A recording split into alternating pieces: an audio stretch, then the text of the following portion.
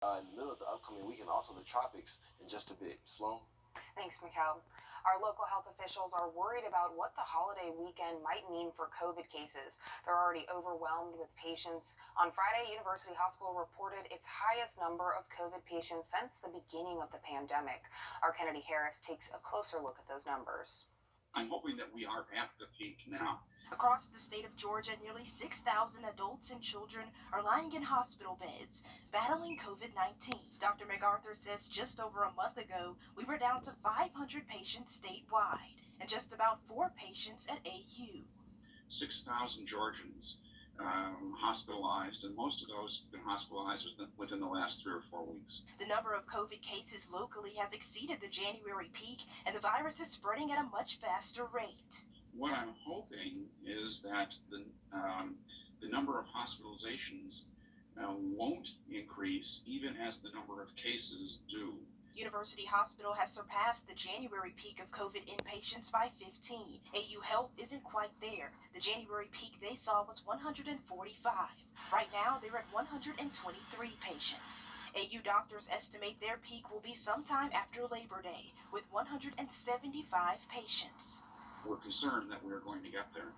Both hospitals are at EMS diversion and at ICU bed capacity because of the flood of COVID and non-COVID patients. Dr. MacArthur says it's unsure if things will get worse locally after the holiday, but vaccine rates across the state are picking up. We're seeing evidence that it might be leveling off a bit, maybe starting to decrease. Doctors say regardless if you're vaccinated or unvaccinated, you should also wear a mask even in outdoor crowded areas to slow the spread. A heads up for parents in Richmond County, all schools will be virtual Tuesday and Wednesday. It's to give the schools a chance to deep clean and restock on masks and cleaning supplies before students come back from the holiday weekend. Families, you can still pick up meals from your students' schools on Tuesday from 10:30 to 4. This decision was made out of an abundance of caution.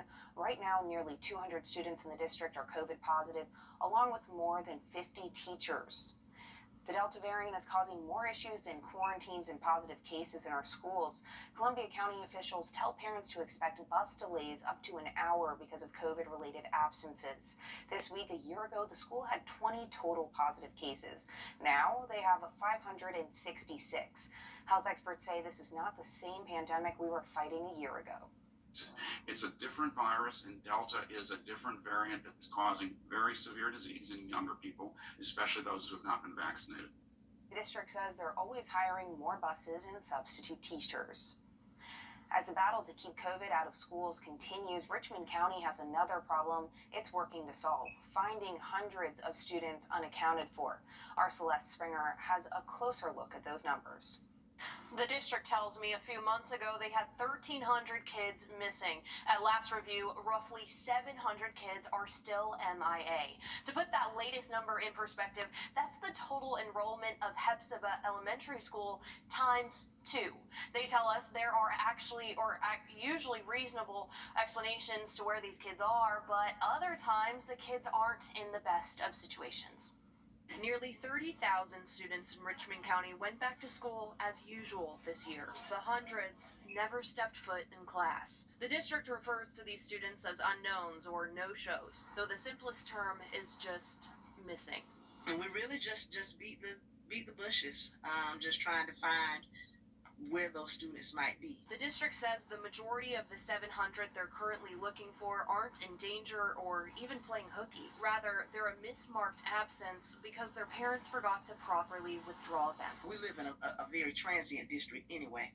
And so on one hand, we have lots of students who may transition out due to military moves or things like that. Though some aren't as lucky, gone for more complicated reasons than a forgotten form. Unaccompanied minor, as we might call them, or the unaccompanied student, may be sometimes living with friends. An issue possibly amplified over the past year.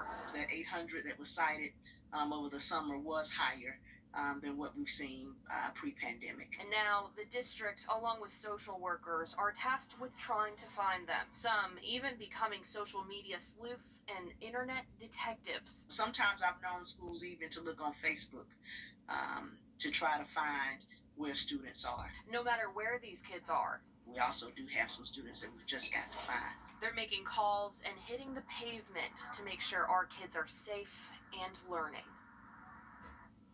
The district says many schools across the country start class after Labor Day, so they'll probably be getting more requests for records transfers and will hopefully be able to mark a good amount of kids off their list knowing that they have simply moved.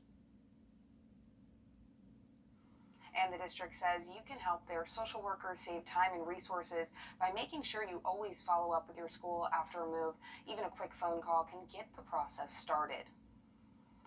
The I team is getting a better idea of what percentage of medical staff are vaccinated in